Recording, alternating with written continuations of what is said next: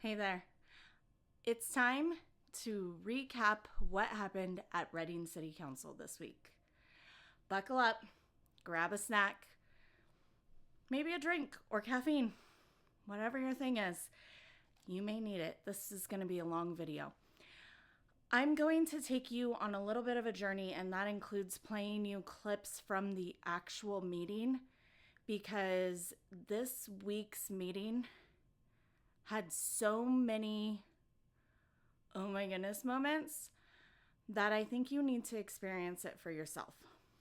Also, there has been so much said and so much controversy over what side is telling the truth in division that I really want you guys to experience it firsthand and then make your own decision. Do your own research, come to your own conclusion, but really look and see who is being transparent and who really wants us as the citizens of Reading to know what's going on. So coming into the meeting, Dr. Danuka was absent. We had 4 out of 5 city council members there, and there was no reportable action from closed session. They then did the Pledge of Allegiance, the prayer, roll call, and then they adopted a resolution to honor Barry Tippen for his service to the city of Reading. In this is where we're going to start doing our little video clips. Many people will hear, or many people will see a picture and wonder why it is that Tanessa sat out of the photo and was not in the photo to honor Barry Tippen. Also, why she chose not to speak. Well, as somebody that was there and experienced it firsthand, I feel like she chose the if I don't have anything nice to say, I might as well not say anything at all approach. I think it would have been wise of Barry to do the same. I want you guys to watch this clip, but I also want you to remember when somebody shows you who they are, believe them. First, I want to thank Nick for all the amazing powers he thinks I have. So I appreciate that. And you love the city so much, I think you should move into the limits so you can vote for council. So to say the least, I never really expected to end my career under these circumstances. I've always planned to retire in 2025, and that's been long known, to move on to my next phase. Reality, I was going to retire about 7 years ago and decided to stick around. But I never thought I'd finish my career with a bit of character assassination by a council member. It's pretty disheartening, especially when these allegations and accusations are baseless and completely false, seem designed to serve some unknown political agenda and harm our city.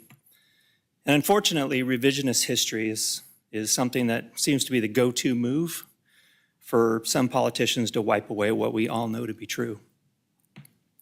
I know for certain that we own our individual integrity. As individuals, only we can give it away. What I know for certain is my integrity is fully intact, but I cannot say with certainty that it's the same for my accuser. That said, tonight's not about anger. It's not about bitterness. It's about celebration and gratitude. Wow, right?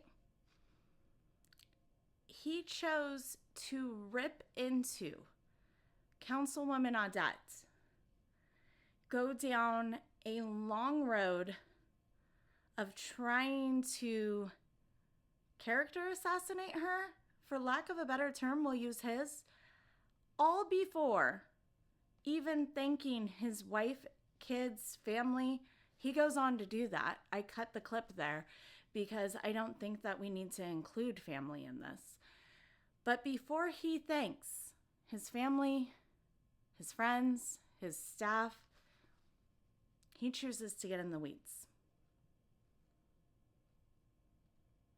Just saying.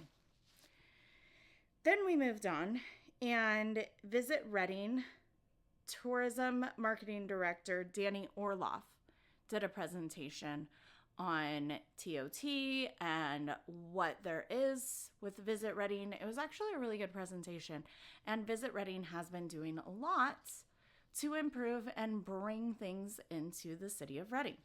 If you want to learn more about that, you can check them out online. Also, there was a presentation by Christian Church Homes providing an update on past, present, and future projects and activities in the city of Reading. They talked about how many homeless and underserved,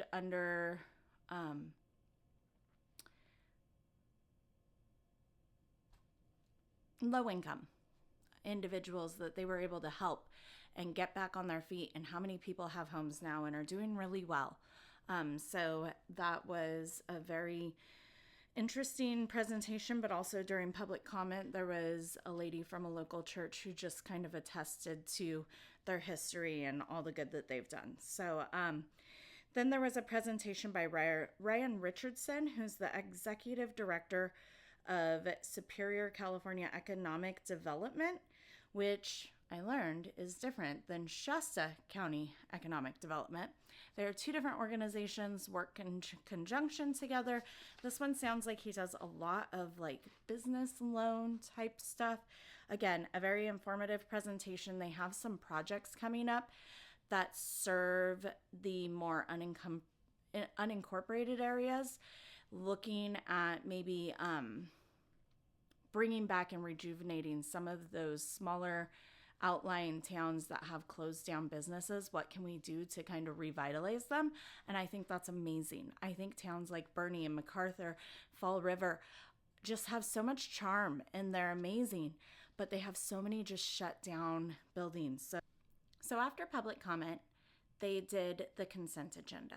The consent agenda was passed 4-0, 0 discussion, 0 items pulled. I think you all know how I feel about the consent agenda, but I digress because the meeting quickly ran off the rails. The next item was a presentation by the finance director, Greg Robinette. And at this time, he's presenting the fourth quarter reports. A lot of the discussion and a lot of Councilwoman Audette bringing forward information to the public and making these videos and going on radio shows and just trying to be as transparent as she can and going to social media has to do with the fact that at every one of these budget meetings, presentations, any of it, she is shut down.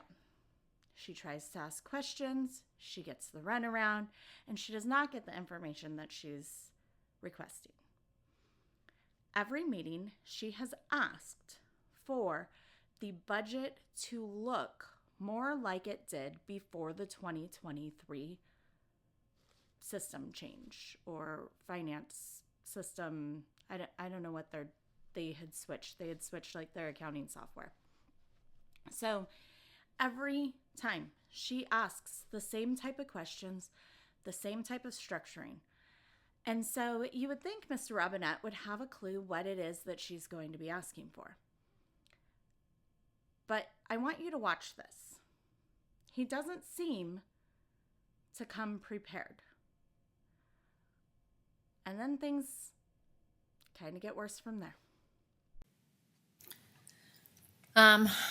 Hi.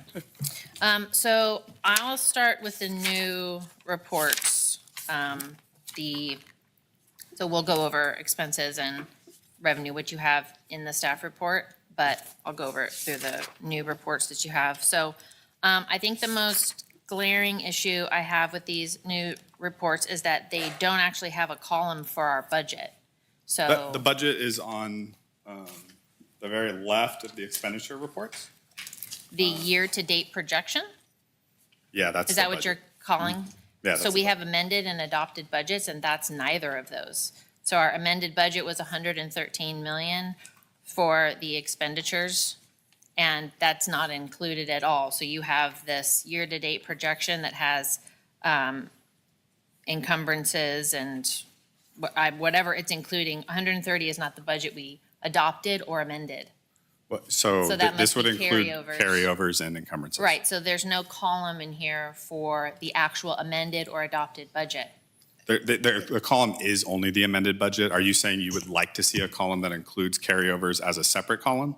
Yeah, so in our previous reports, there's always a separate column Yes. Like, So just because the, you'd have to know what the actual budget was. So we passed a budget.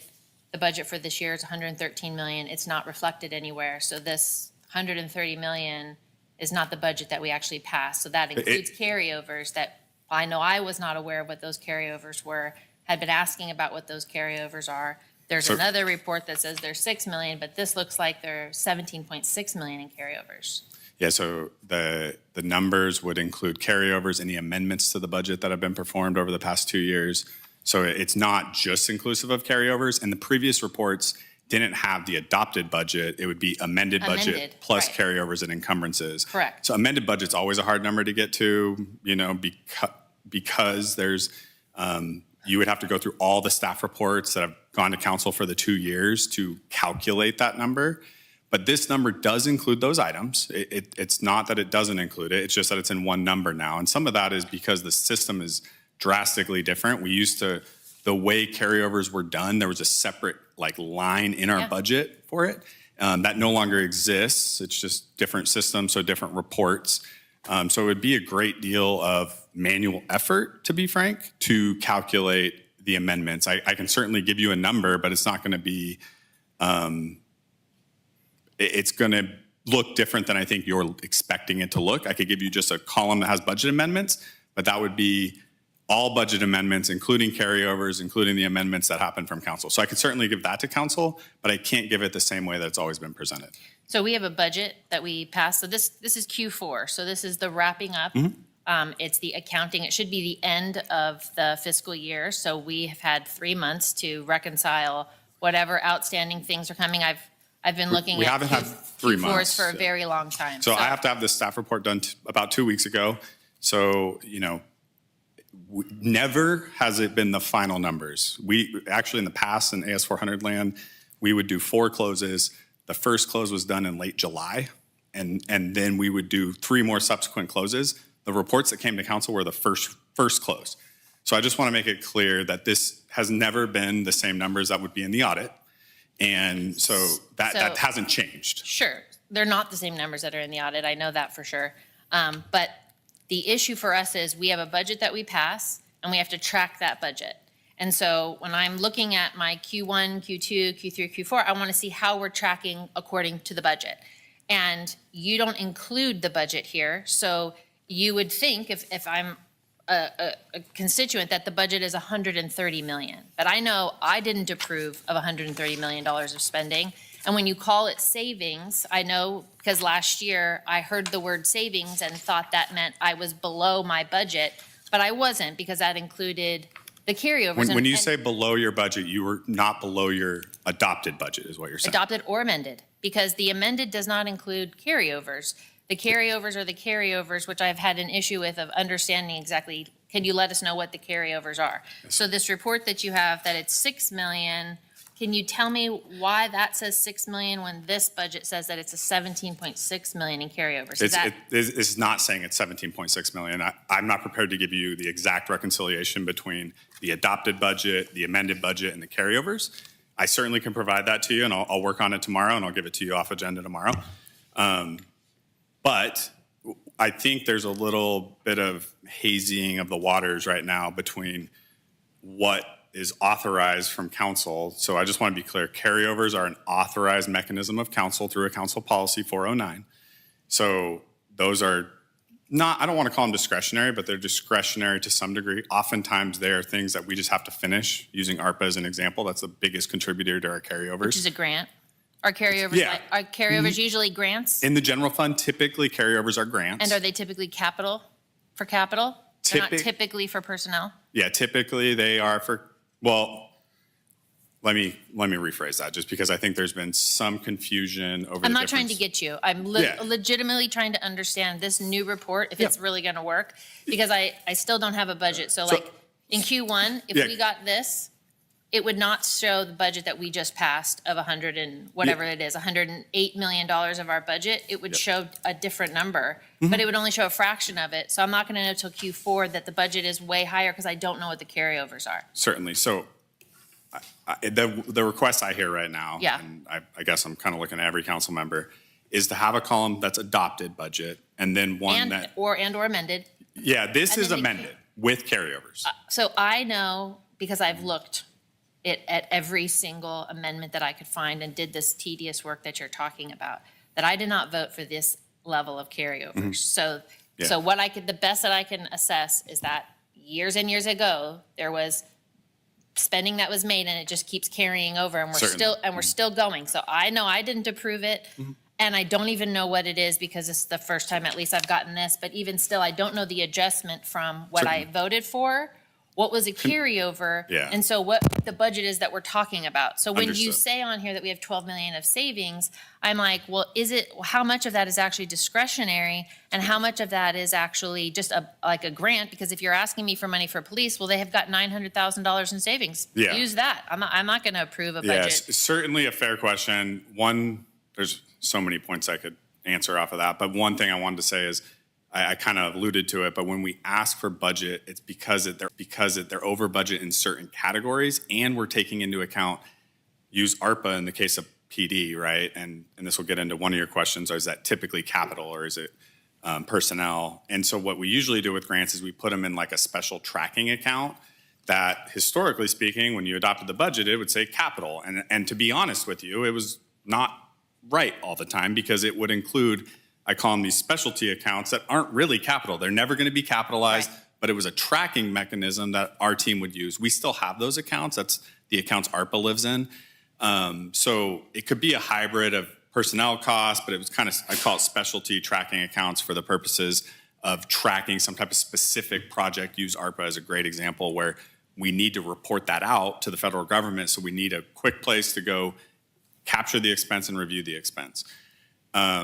You also asked a question about the kind of why are we asking for money if they have net savings? No, what I'm saying is, so I would like to know, we are passing an we're passing an adopted budget. By Q2, you're gonna amend that. That happens Yeah, every year. 100%. We're gonna amend it by Q2. Then it's an amended budget. Yep. I have asked in the 10-year plan that you start showing those adjustments again, because you can't tell where things have changed. And if it's changed, it's not readily obvious to you. You have to go back and find the rest of your paper. Anyways, so that's not included. This also does not include the adjustments because these carryovers are an adjustment or it's a previously. It includes it in the number, right? So the number you're saying, but it doesn't help you delineate. And it doesn't help me to delineate if I'm actually under budget. Because like you said, if I'm under budget for police, which is what you're saying to me, but I'm actually not, because that money is designated, it's encumbered funds for something specific. Yeah, and so that creates a lot of muddiness in the water to understand what are we talking about when you say we're under budget. We're not actually under budget in a way that we actually have discretionary funds to cover it. Yeah, we're under budget in the sense of council has given staff an adopted budget. We've made amendments, and there are certain tools. As we're talking, I'm thinking about rolling stock is another example of a tool that is discretionary to staff that council has given us to be able to move money from our rolling stock into our budget without council approval. So Oh, I didn't know that. yeah, rolling stock and equipment replacement, they can be pretty large, right? So there's another area where staff is amending budget that we've been given the authority through council policy to make those amendments. Carryovers is much the same. So again, I hear what you're asking for, and because I'm not prepared to answer that exact question, I would like to give it to you and see if what I'm able to generate is what you're looking for or not. Yes, and I think for the next report, getting as close to how we are able to look at what actually we're tracking. So if we're tracking the budget really tight, and this is including carryovers, we're not tracking it tight at all. We're actually not even sure what that budget is. Because why exactly are we amending or adopting a budget if you've already decided it's going to include 13 million or 17 million? So like, what are the carryovers? Because we're gonna get a budget, we're gonna get Q1 in November, and what's it gonna show up as? Are you gonna add? The carryovers this time are gonna be a lot smaller because we've spent most of that ARPA funding. We don't have a lot of grants outstanding, so the carryovers are gonna be a lot smaller. Do you know what they are? I don't know right now because we're working on generating the list for Barry's approval with staff. I do know how much we have in encumbrances, and I usually talk about this. Streets is part of the general fund, but I remove streets because they have a funding source that's actually going to come in to offset their carryovers. I think we have about $1 million in encumbrances. I'm actually going through the list to see if there's anything in there that can be released or we don't need anymore. So there's about $1 million there, and then I believe the carryovers will be somewhere around 1.5 million to 2 million, no more than that. So between those two, you would have about $3 million at most. I will also add, I think this is an important comment, is when we look at the 10-year plan, right, it's never matched the amended budget that's in this, the total amended budget Right. that's in these reports. Correct. Ever. But just one point of clarification, sorry, and then I'll let you ask your question. What we do and what we've always done is we say, hey, here's my audited cash number from the auditors. In the case of last year, it was 23 million. I knew we had encumbrances. I want to say it was 3 million-ish, and then we had these carryovers of 6. So I actually lowered our cash by those encumbrances in the general fund 10-year plan. So I didn't use 23 million, which was the number that you would have taken off the ACFR. I used a lower number because I actually go in and say, okay, I'm not going to go amend my 10-year plan, my financial planning tool by this. I'm instead going to lower my cash because it's spoken for, so to speak, right, through the encumbrances. So I do want to put some context around that to help better understand some of those moving parts. Not only do I understand that, I'm counting on that, because obviously if the money is spoken for, it is not our actual reserve discretionary funding, which is what our cash reserves are. So those are different things. So I don't want them muddied in, all mixed in together. There has to be some delineation. So if you're going to, like, I would like to go back to how it used to be reported before 23, 24. Like, previous to that, all of the reports that we had going back to 2017, 2016, like the way that these reports were being given to us in multiple different explanations because of that reason, because a budget that I passed that it's 108 million of expenditures, but you have typically carryovers were like 3 million, 2 million, 5 million. But then after 2022, we're up to 30 million. And that was mostly because of ARPA. Right, and that was just quite large, but being not here, I didn't know that. So when you're reporting to us that we're below budget, we're not actually below our actual budget, our 10-year budget. We're below this large, huge carryover budget. So what I hear you saying is we don't have those carryovers because ARPA money is going to be gone now. And so we're going to get back to a more normal 2 to 3 million. 2 to 3 million of carryovers are not going to be such a huge factor. But I do think, again, for transparency purposes, and so that we actually know apples to apples that we're comparing, having the amended or the adopted budget has to be included in the expenditures. Certainly. I want to take a stab at it with what would be, I'm going to say, easy from Oracle and see if that meets your needs. And then we can have a discussion around what Oracle doesn't give me that I used to get out of the AS400 very easily. And so let me try it first and see if you're happy with what I'm able to generate or if it just creates more questions. But I would look at this process as semi-iterative, right? So, hey, here's the reports that as I thought that they would be useful for council. Does council want to see something different? I certainly hear your request. It makes sense to me. I think I'll be able to give you something. It might not be exactly what you're after. Well, the previous staff reports in the staff report would talk about basically the budgeted items. It would tell you that you made, like what is considered in the revenue, not including the transfers. You made, 98 million or 99 million. It would give you that information that would look like what it's going to look like on the 10-year. But then when you got into the budget explanations and you got into the reports, that's talking about everything. So you saw the budget line, but you also saw the encumbrances, you saw the carryovers, you saw previously approved monies, which are typically grants, all of that. So as long as it's all being presented to us, we can parse out which is which. But when those numbers are not included, which they're not included in here, it's very hard to distinguish which is which, because I know I didn't approve on a $130 million budget. I know they didn't, and they were here for half that time. They didn't approve those either. So clearly those came from something else. So this 12 million that's left, that's not going to continue forward? Only a small piece of it will continue forward. As I said, my guess right now is about $3 million of it. So the rest just goes away? Well, that's not entirely true. And you also have streets in there that has their carryovers. So which you didn't include, but so if you include streets, we're up to another 10 or 11 again? 10 or 11, yeah. So we're up to 10. So it's about that 12 million is what is going to be the carryover. I don't expect it to be that large, but it could be that large.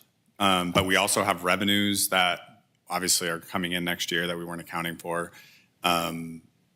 Without having done that work, I don't want to give an exact number because we're still in the process of, I literally think my team right now this week is closing all the grants out, making sure all the expenses that are in the grant accounts are accurately accounted for, and our capital accounts, and all of these things that we have to do for year end. As they finish that, it really tells us how much money is available from a budgetary standpoint for potential carryovers. And so I would like to finish that process before I try to commit to a number. Okay, the reason I bring that up is because you put it on the slide as savings. Understood. So it's savings that could be carried over at the approval of the city manager, but at this point, it is truly savings, right? So there's a potential that it gets carried over if there's projects that warrant it, but at this point right now, it's not encumbered. So The streets money's not encumbered. the streets money is unencumbered at this point. It might be allocated to a project, but they haven't issued a contract yet. But it's for streets. It's for streets. It's for streets. So our general fund doesn't have $12 million of savings. No, and if you read my breakdown, I'm not suggesting that the difference is $12 million. I actually kind of break it down to, maybe we have $4 or $5 million of real savings when you net off the, I'd have to give you a full breakdown. I have it written down somewhere in here. When you net off the carryovers, I think we're looking at like maybe $2 million of savings that are true savings. And then we have revenues that would be below, but then we also have revenues that we know are coming in future years. But future year revenue wouldn't be talking about the closing end of last year's budget. But it's talking about what we can expect in terms of cash. For next year? For next year. Right, Yes. but we're talking about closing it out. So cash has to be already done by June 30th. So we're not talking, Yeah, but as I said, we adjust report. cash for a variety of factors, right? Namely. Well, beginning cash should be what's based on what we have for cash now.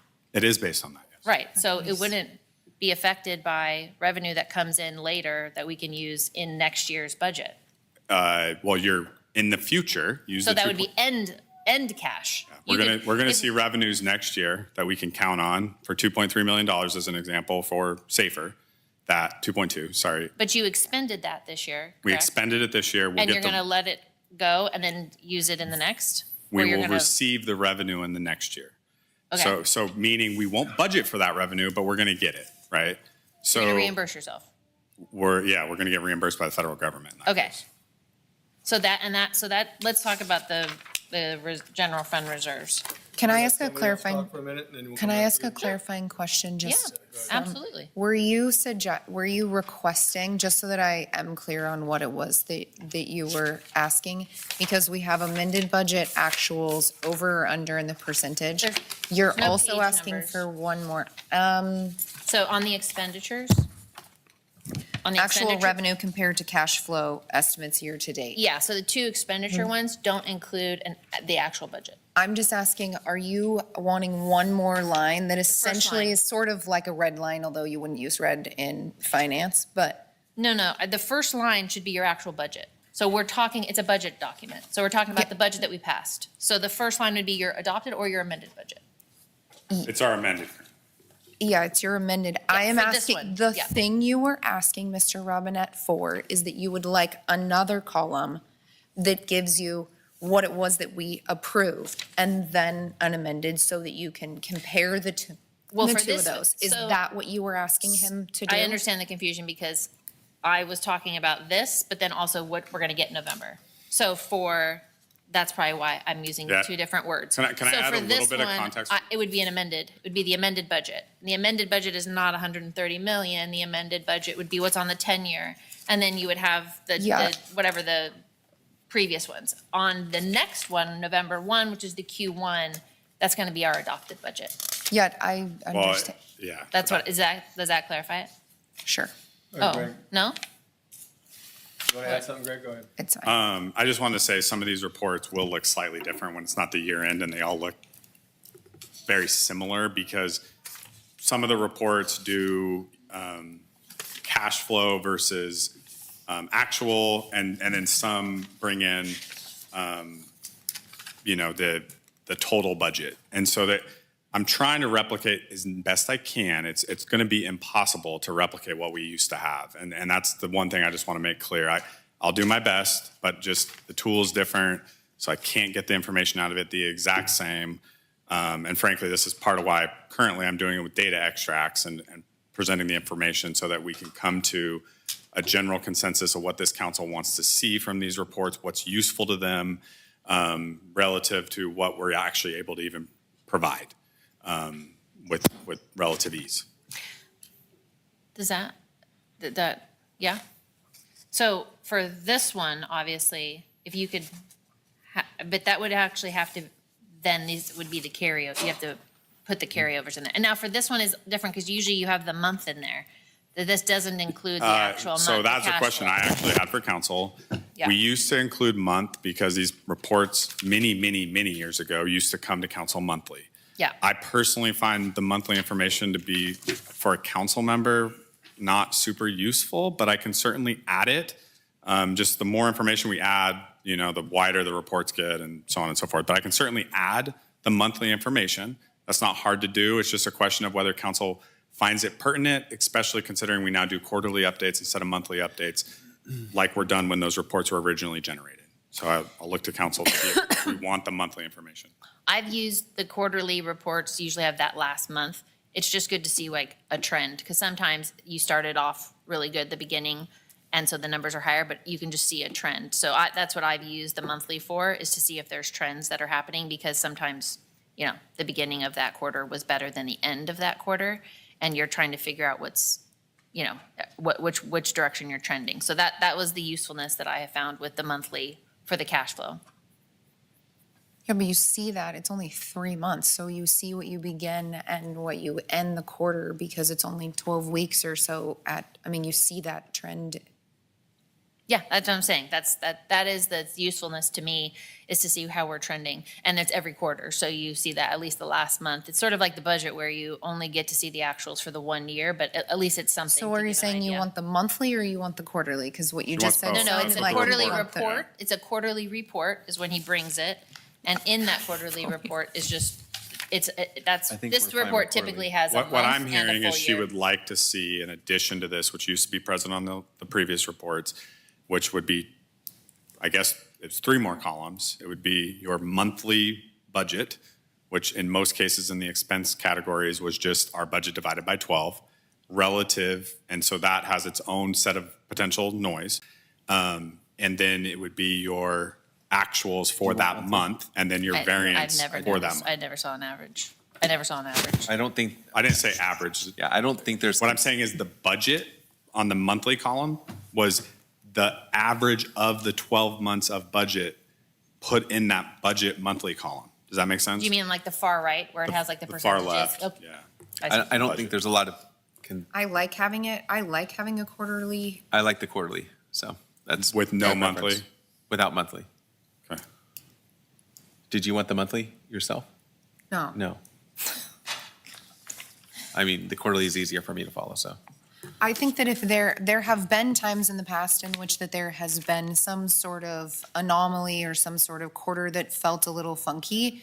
And in those cases, when there is something that needs to be further explained or that the math feels confusing, that sounds great. I would love a thorough report and those sort of charts. However, I believe that you said this, there are extra noise that can come.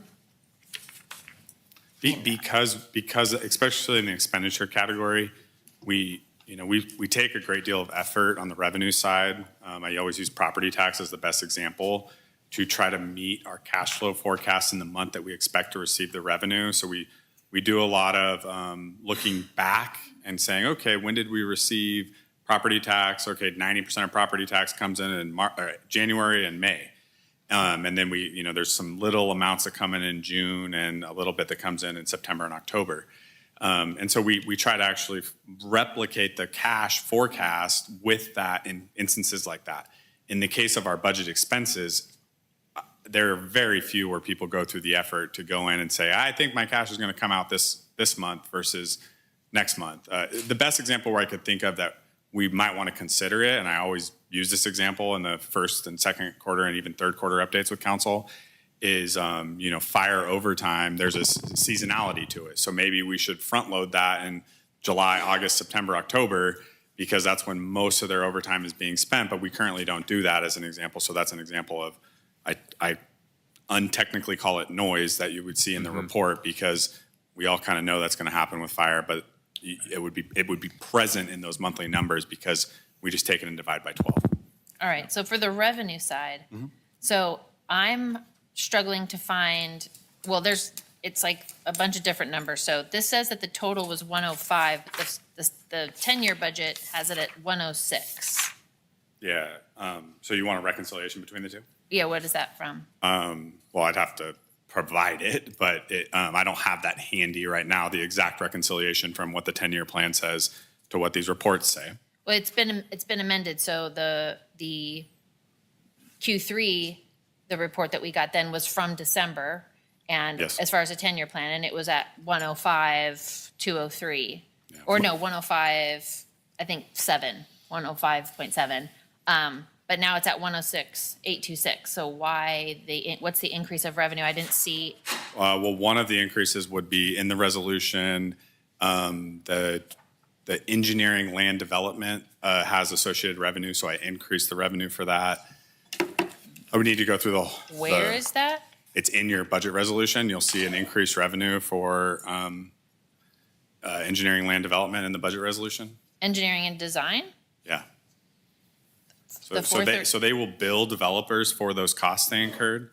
And so the amount that they're over budget, they'll be able to bill the developers for those costs. So they're over budget, But they have a revenue that will come in. but it's a in the bill, it's a future. billable. It will be billed, yes. And that's where the 99 goes, so that's where the revenue piece goes up, or the transfers are going up? Because both have gone up on this. So I can't speak to the transfers off the top of my head. I would need to dig into that a little more, and I want to give you accurate information. So let me get back to you on the transfer piece. It's got to be in the report, though. The details of it, though, I don't have a reconciliation right in front of me. I certainly agree with the premise that the numbers are in the report, therefore it must be in the report.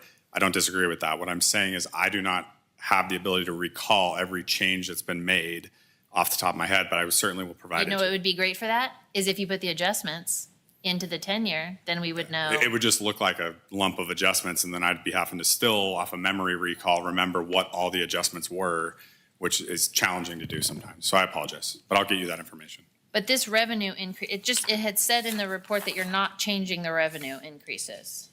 But it does change the revenue increase. One exception is the 437,000 and the transfer, the loan given to parking. Increases this revenue. But we're for not general changing fund. our major revenue sources, right? We're not making any changes to our major revenue sources. So the revenue went up from, you said we ended at 105.2, but it's at 106.8. So that's Yeah. a lot more than the 400,000 you're I talking will about. certainly provide you a reconciliation between those two numbers to explain it. Okay. And then where did this 108 come from? When you So say- the budget that we passed in the 10-year and the last amended was at 105. So I don't understand, when was this amended? By what authority? Well, was the some of those would be rolling stock, is just one example off the top of my head, where we amend the budget for rolling stock and we don't put those adjustments into the actual 10-year plan, because it has a funding source. In the large scheme of things, it's a net wash. And so we don't authorize that? It's authorized by council policy. I can't remember off the top of my head. I'm looking at Barry to see if he knows the rolling stock council policy.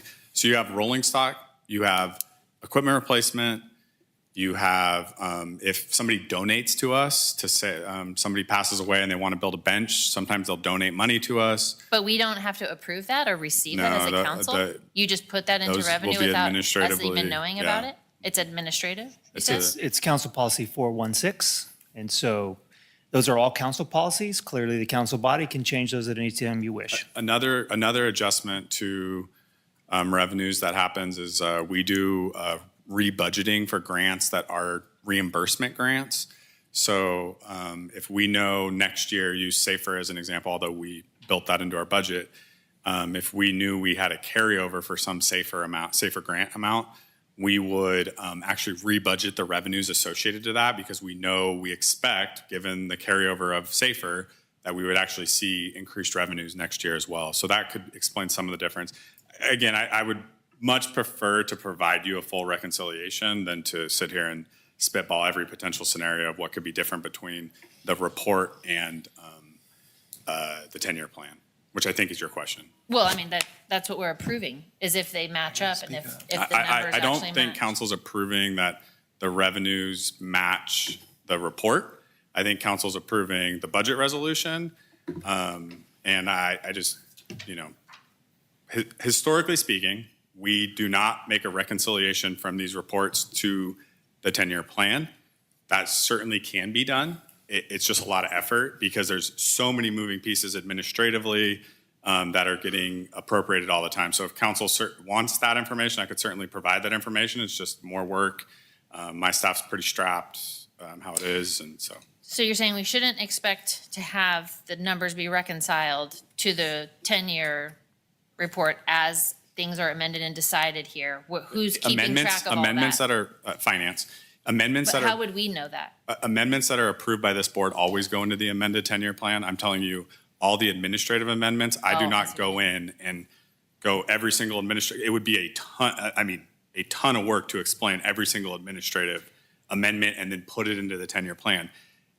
I would amend it if it was something, and we could never do this, if it was something that was net going to be a draw on the general fund, I would always amend it, right? But most of these things are net neutral to the general fund. And so think about the 10-year plan as a planning tool. And so it's designed to help us make decisions in the future. It will always reconcile when we adopt the budget to the approved expenditures. After that, they start to diverge because of all these administrative items and things of that nature. So Can we let Mike talk for a second? oh, yeah, go. Yeah. Did she meet with you before this meeting to go over all these questions? No, sir. What? Did she meet with you over all No, these sir. questions before the meeting, or no? No, sir. It's in the No. report, and So I want the public some- to be able to hear Yeah, it. I feel like we're losing the audience, but you've got about a zillion questions out here.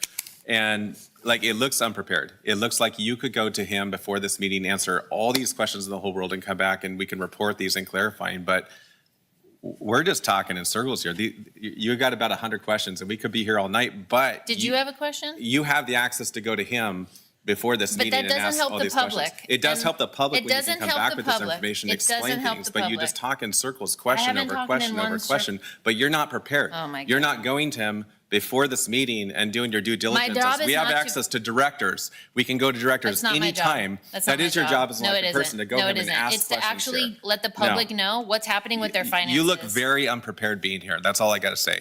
You're not going to him If you asking think that questions. asking questions means you're unprepared, you have no idea the job You need to you're go meet doing. with them before these meetings before. I've met It with would him help- plenty of It times. helps so much for you because you look very confused up here. And you're goodness. talking in circles, just asking zillion You would hope, questions. you would hope so, but D- that's not actually what it's Meet going with to be. your directors before these That's not meetings, actually please, what in it's the going to future. be. Just meet with your directors. I've met Ask with- all these questions. Are you all done? I hope you're Are y'all done, done? so. Okay, that's great.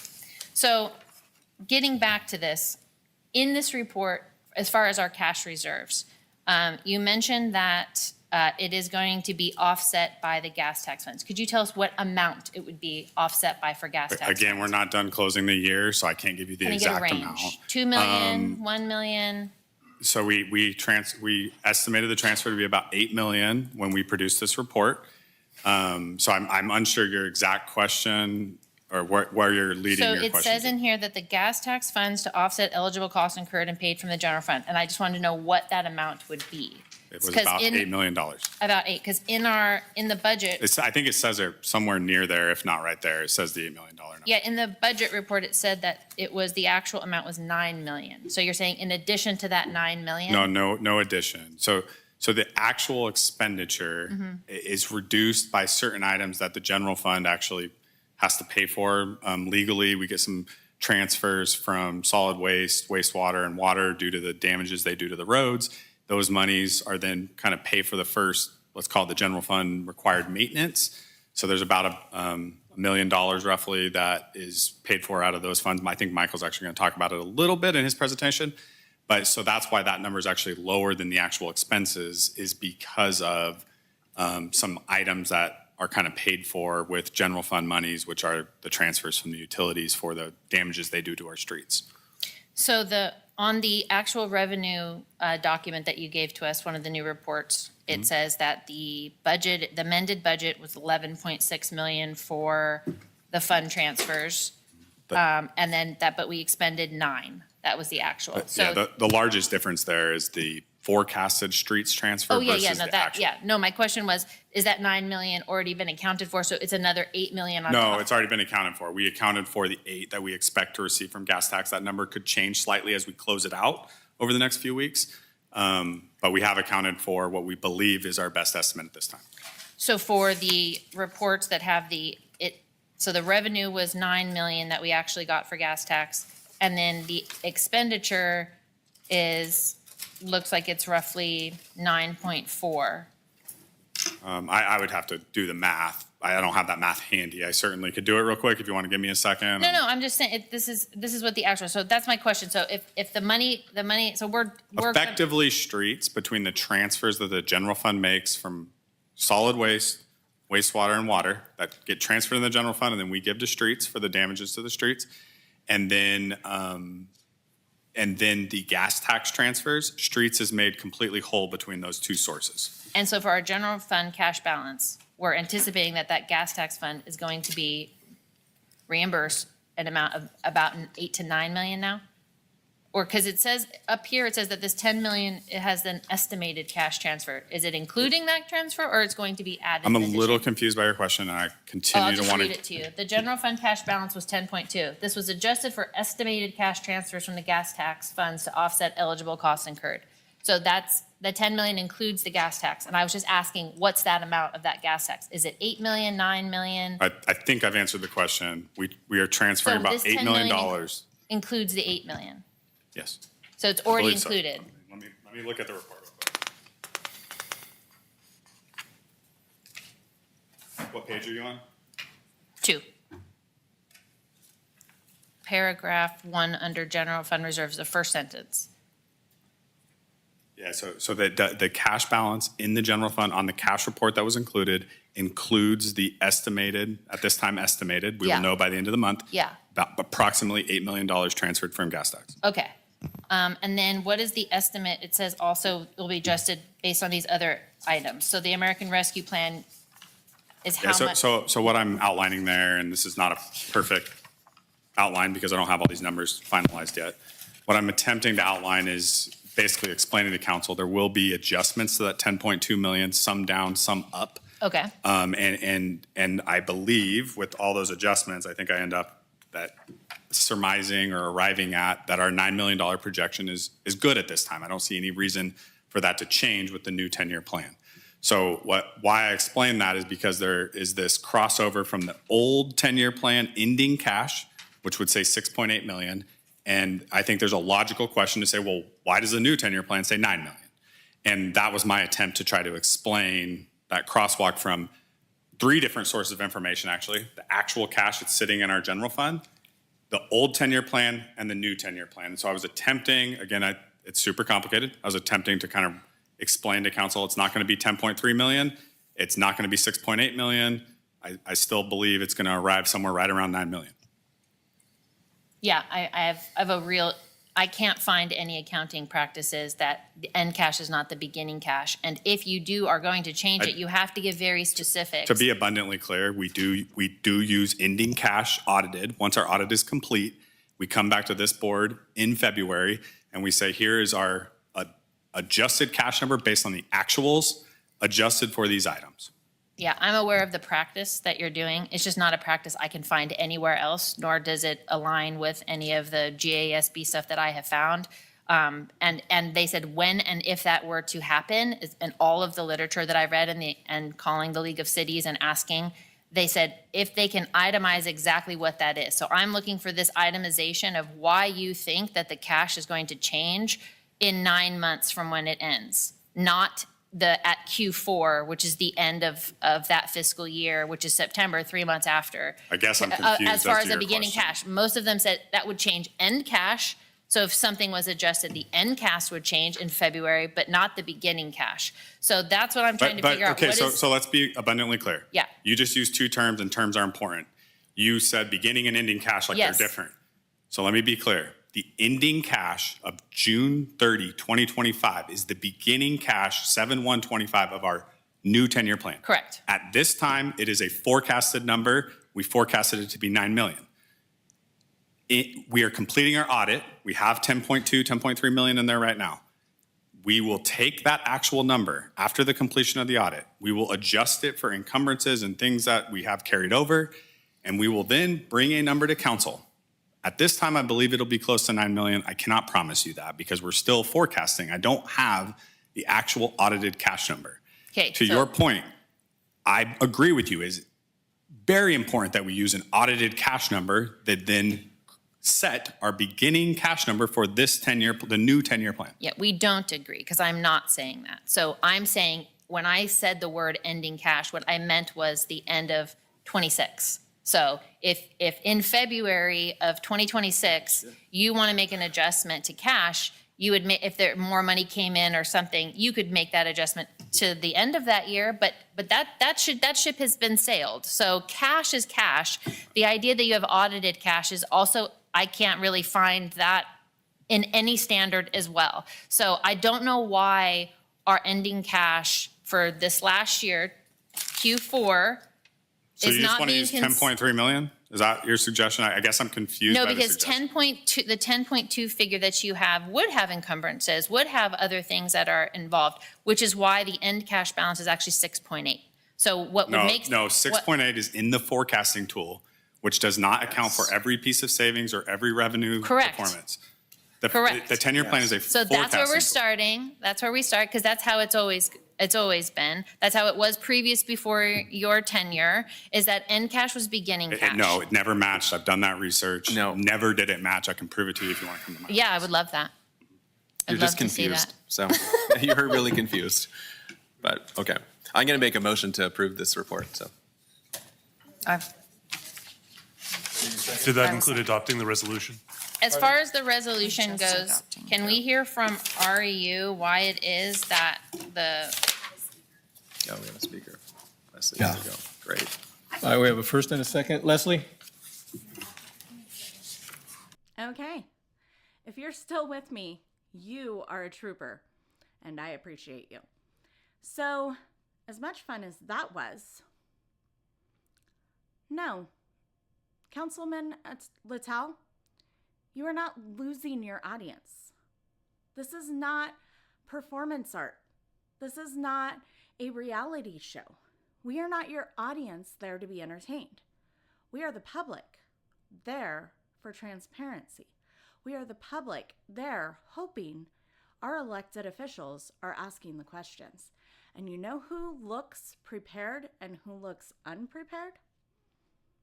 So you're telling me that you brought all these questions. You said you had so many questions, and you brought all your questions to the finance director?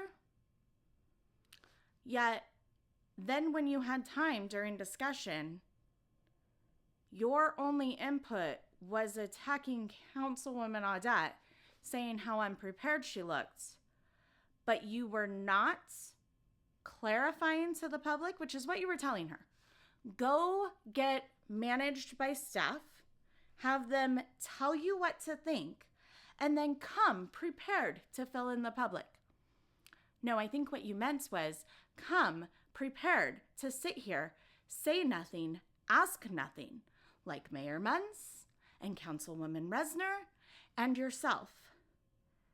And then try to make Tanessa look bad when she is asking questions, because things didn't add up.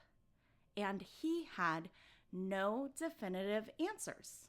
So if he had no definitive answers for her, one, none of you were asking those questions in your many, many meetings. Otherwise, he would have had those answers prepared, correct? But also, you didn't explain to the public how, remember when we met and you answered this question for me? Well, maybe that would help Councilwoman Audette clarify some things. Maybe. But that's not what happened. And then, as it came time for comments, listen, lean in close. Pretty sure you hear Councilman Littell not so excited about the fact that I was the public commenter. That's fun. Guess that's what happens when you ask questions. The, Oh, we have a speaker. Leslie, there you go. Great. All right, we have a first and a second. Leslie? And just out of clarity, I had why I can support this, and the point I made is, I come to these meetings, I ask the directors a zillion questions. I get on the phone, I go meet with them in person. I had a lot of questions myself, and if I'm confused on things, I definitely go there. There's times that we take this information out of our meetings with directors when we meet with them or talk to them on the phone, and we come back and sometimes we ask a question where we already know the answer, but we want to get that answer to the public itself. But the difference on myself and her is she didn't meet with the director. I did. I met with the director and had a lot of questions here myself. I spent tons of time. So I come prepared, and I try to come the most prepared I can. And I think we're supposed to flesh out questions here in different kind of dialogue here, not sit here for an hour or 2 hours asking questions that we should have really asked these questions when we met with directors. And if I want to come here prepared. I just want to make that statement every single time. I talk to Greg all the time in finance. I wrestle through all these numbers, and there's some stuff I just don't understand myself. But I want to make sure when I'm up here, I understand the information. And if I don't, then we can wrestle through that together as a council. But that's the best value we have, is to meet with our directors as often as we want. We can call them on the phone. We can meet with them in person, and they're always available. And I appreciate all the time that you spent with me, Greg. You've spent countless time with me. I appreciate that. Thank you. Mr. Curtis? Thank you. Just before the vote, I wanted to clarify, the motion was for the recommended action, including the adoption of the resolution.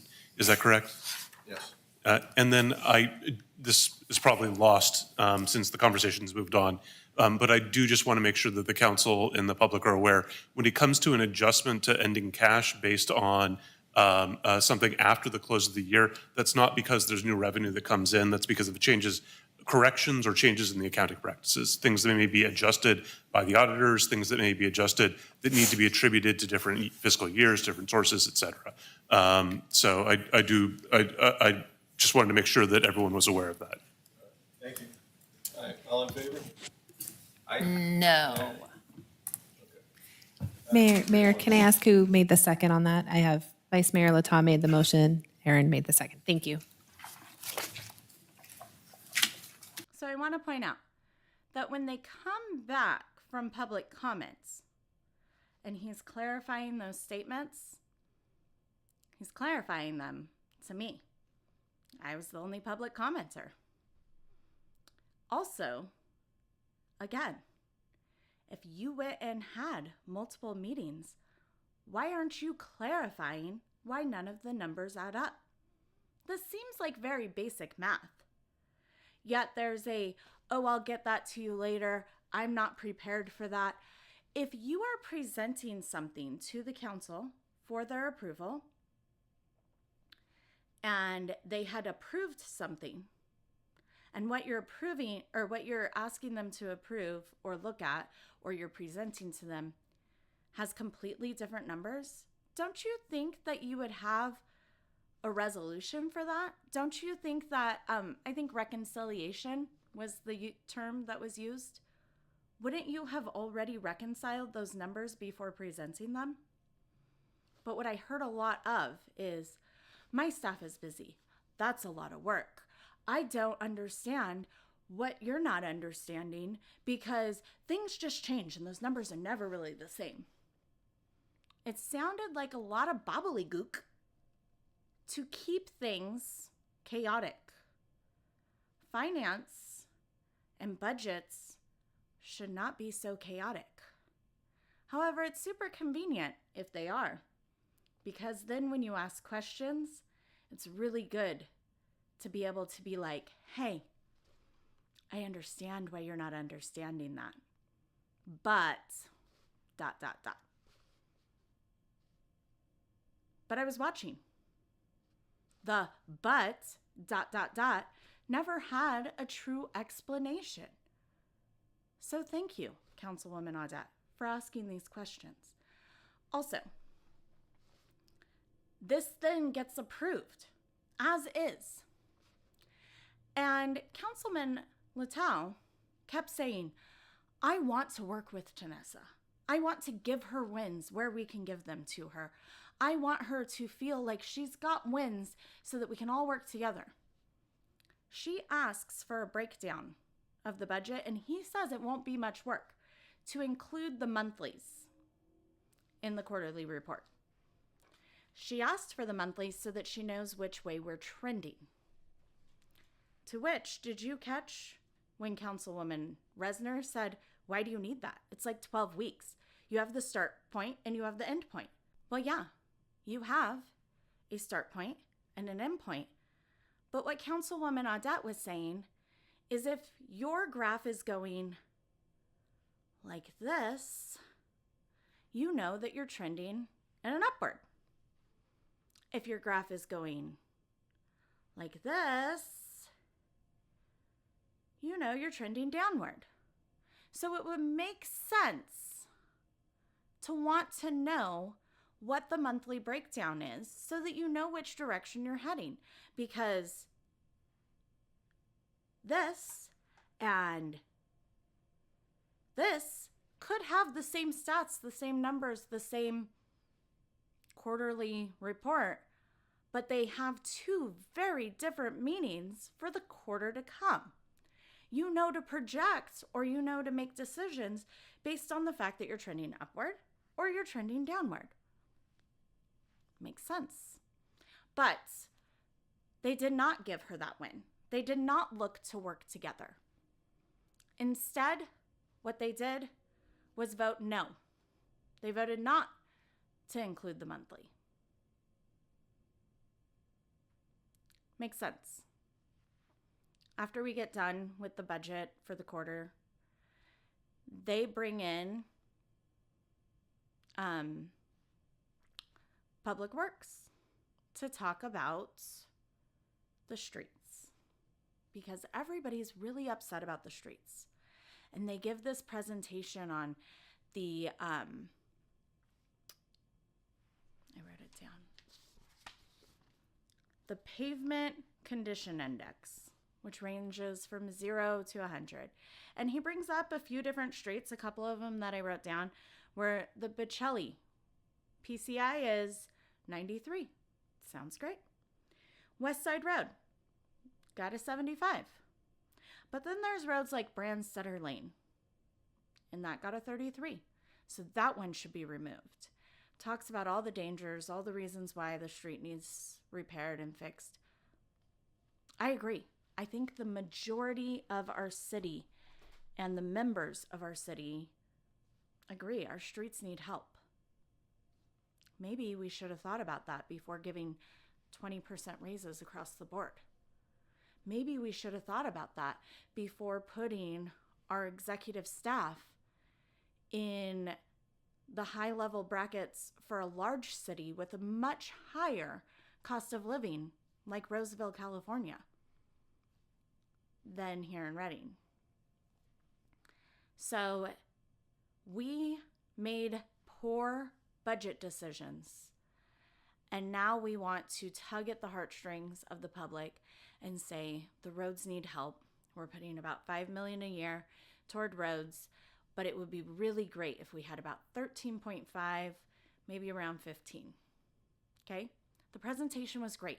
I'm not saying the presentation wasn't great, but the presentation was a setup for Barry's last and final presentation to the council.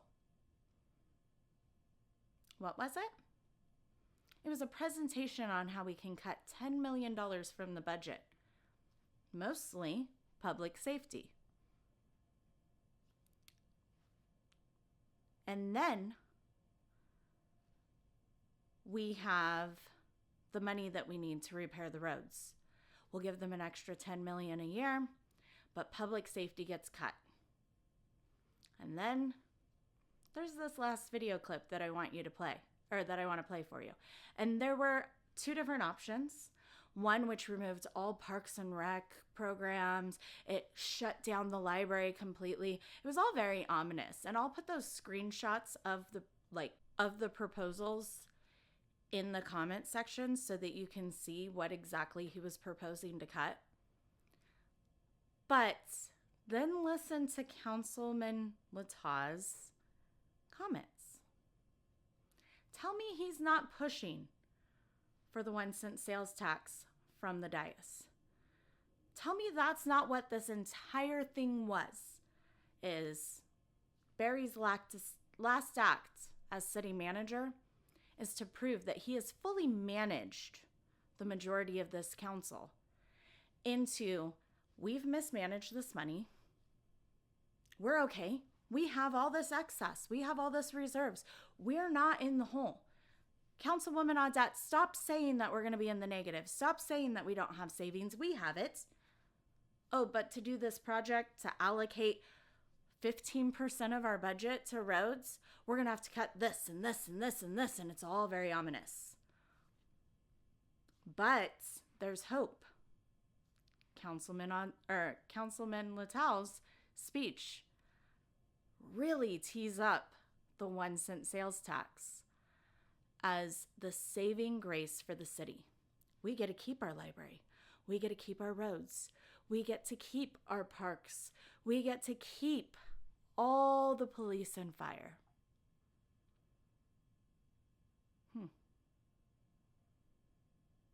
Okay, this is where I want you guys to make the decision.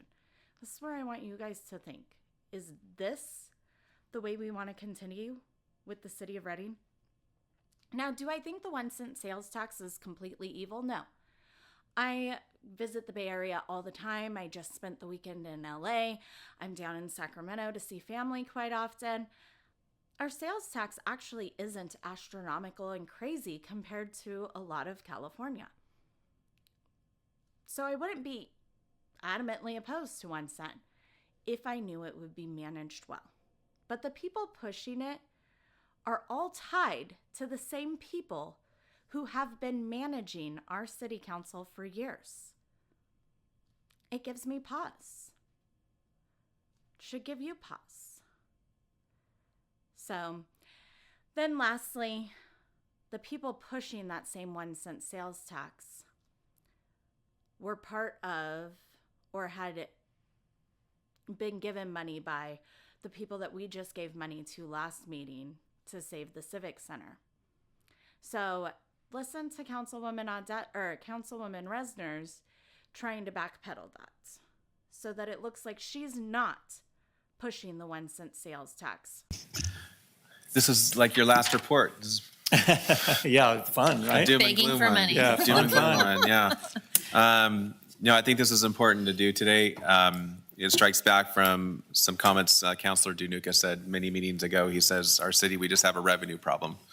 And just looking at our entire budget, there's so much that we want to do, that we need to do. And how are we ever going to do all this stuff unless we increase revenue? And, most of our revenue is sales tax and property tax, and that just doesn't double overnight. I mean, there's so much unmet needs that we really have here. Just for full transparency, I don't think anybody in the council is really advertising or promoting saying to cut public safety and saying, hey, we should be doing this right away. That's just not a good thing. And that's not what the public is saying, is to go cut police officers and firefighters, because we find very much big value to that. That's the core of our city, is making people feel safe and protected. And so we appreciate everybody in public safety. A lot of sacrifices you make out there, and we need you.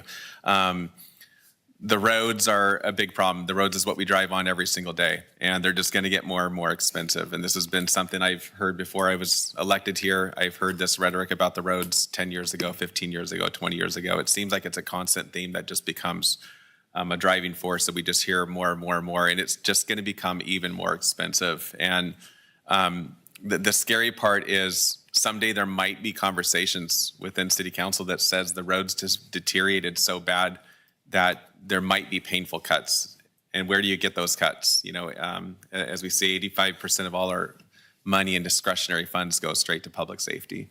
But the public wants it all. The public wants the roads fixed. They want them to look pristine. They want public safety. They want everything, but we can't get it all. And how are we going to get there? And that's a problem that we have as a city, is how to get this revenue to do all the things that we dream of to build this community. And that's another constant theme I've heard Councilor Dunica says is, in the end, we have to make decisions to say what's best for the community, what's best for the city. We live here. This is a place we want to be. This is a place that we want to be for many, many years. And we want to see our children stay here and our grandchildren stay here. But to effectively do that, we have to have great community. And that does mean good public safety. It means good roads. It means having a civic center. It means having parks, places that we can go to do fun things, you know. So this is a tough problem, and there's no answer for it, and there's no good answer for these roads. But we've demonstrated today is very painful choices that the city and the residents need to see is if you want it all, if you want good roads, but you value public safety, which one do you want, you know?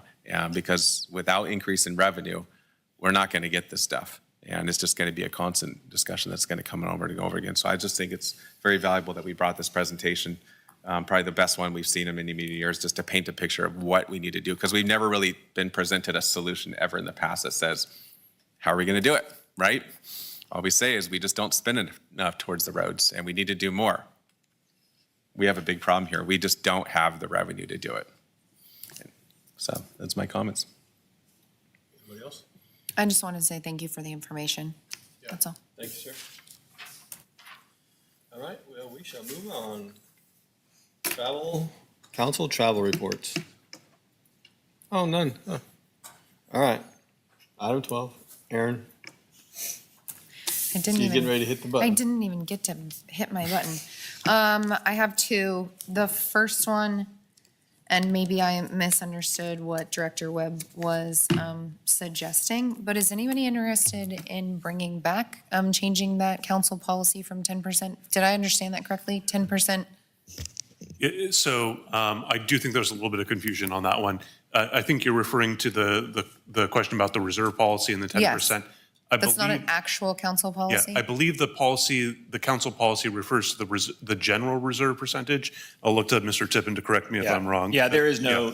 no council policy. And actually, Director Webb and I today talked about maybe him taking a stab, given the state of finances today versus years past, not only in streets, but also in the water utility where we have, drought requirements and, reduced water usage requirements, but we have increasing costs and ever-increasing regulatory pressures in wastewater and solid waste that, developing some fashion of financial management policy similar to what you have in RU to help guide the discussion in terms of what reserve should be, what are the metrics around rates and that sort of thing. When do you bond, when do you not bond, or those types of things. And so I think he's going to be considering that over the next year and Perfect. we'll be coming back with you if he has a solution to that. Perfect. And clarifying question with that, on that reserve policy, was that a reserve policy that says we can never have less than that in the No, roads, he or we was can't saying, have no, more he than was saying that? it's like, he just meant it was general. You can clarify. I I'm thought you meant putting like we words can't in your have mouth. more than that No, I dollar just amount. Yeah. think Is that what I He was just thinking? meant common Don't go practice. spend it, What he's- because he wants to keep yeah. a buffer. Like, Yeah. meaning, because there's 2 million, don't feel like, go spend it right now. Like, Exactly. he wants a buffer. Exactly. Yeah. And just for general information, your general reserve buffer is not necessarily going to line up with the buffer that you may have in individual accounts for different reasons. So Right. it's not uncommon to have both the general reserve and special reserve, based on the needs of particular operations. Then I look forward to what you come back to us with. And I'm glad that that was already an item that you thought was valuable to us, and I obviously agree. My second item is that last week it was brought to my attention that Advanced Reading had made multiple large donations in our community, including contributions towards the Citizen Sales Tax Initiative and to the Denver flight.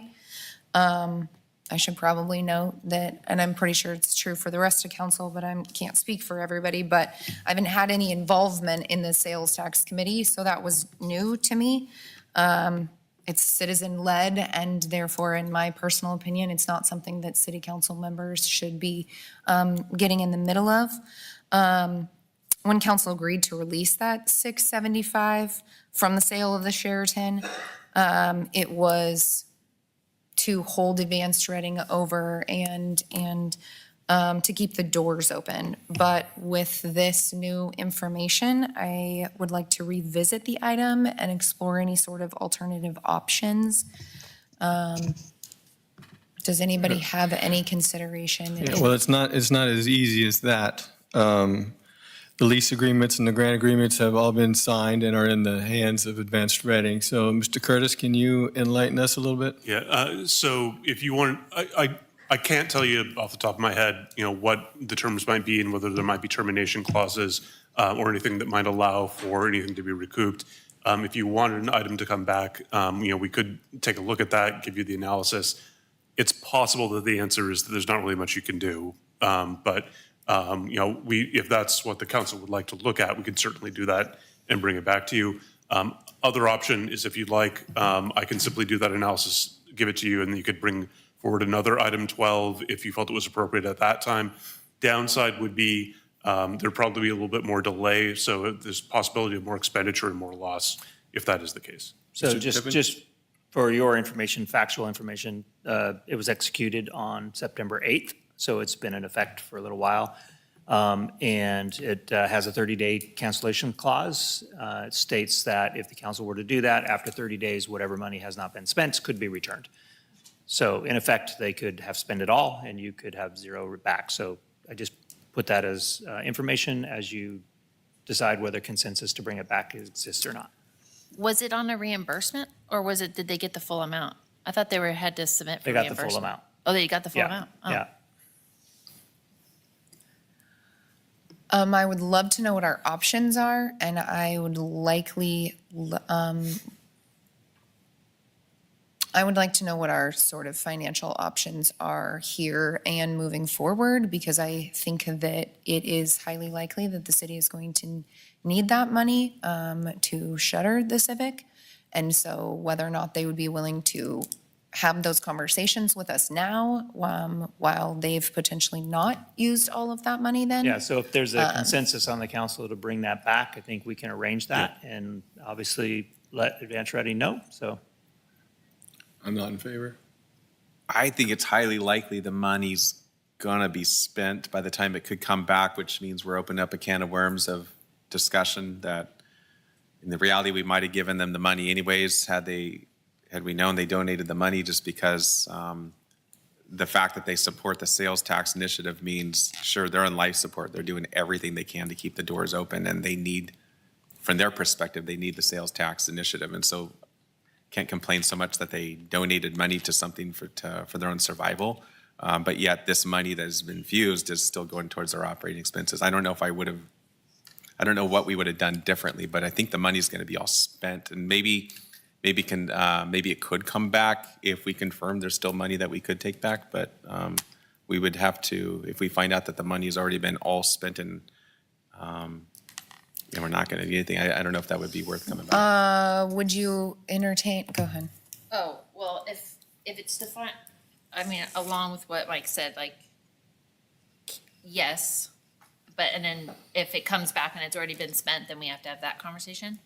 So. If you Yeah. wanted to take any action, essentially you need to tell us now that you want us to put that on a future agenda.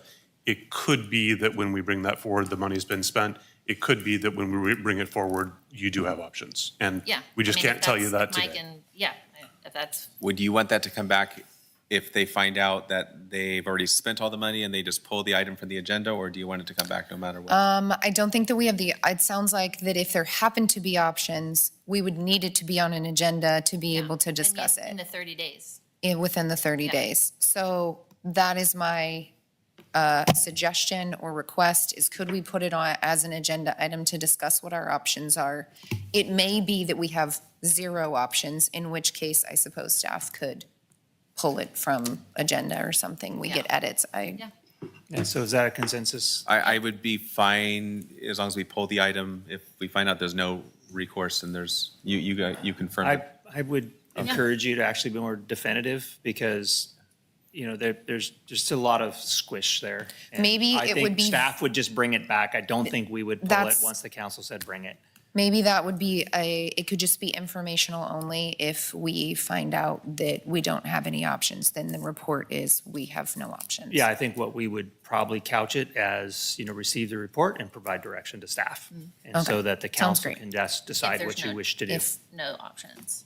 Yeah, And so- what's the date for 30 days? Well, so the 30 days is your term clause. Right. So what is that date? I believe 30 days notice. So Yeah, from the yes. date that you gave notice, it would be 30 days after that. Right. So At October which 8th point, or? No, if you did October 7th as a termination, it would be expired 30 days from then. in November.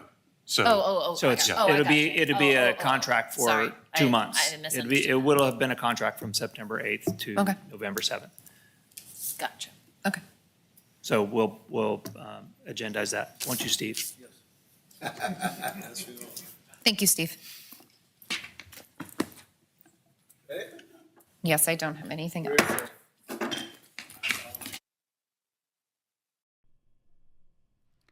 I'm not saying any of this to bash on certain members. I'm not saying any of this to cause more division. That's not what I want. But what I do want is for us to start standing up for what's right.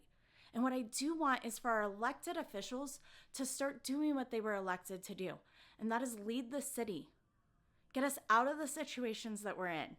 Not continue to be managed by the staff that got us into these situations. You are not to be managed by the staff. You are elected to represent the people and be transparent. So, Reading, do your research, but Councilwoman Audette, Councilwoman Resner, and Councilman Jack Munns are all up for election in 2026. The choice is yours. Do you want more of the same? Or do you want more of people who are asking the questions? I really hope Councilwoman Audette runs again. And I really hope she continues all the great work she's been doing. But we need leaders in Reading to come out and run. Because I really hope Councilwoman Resner and Councilman Munns choose not to run. But if they do, we need fighters who are not willing to be managed and instead are willing to ask the questions and really put themselves out there. Thank you for listening. I know it was a long one. I really appreciate your time. Have a great day. And hey, Reading is the most beautiful place to live. Let's just try to make it that much better.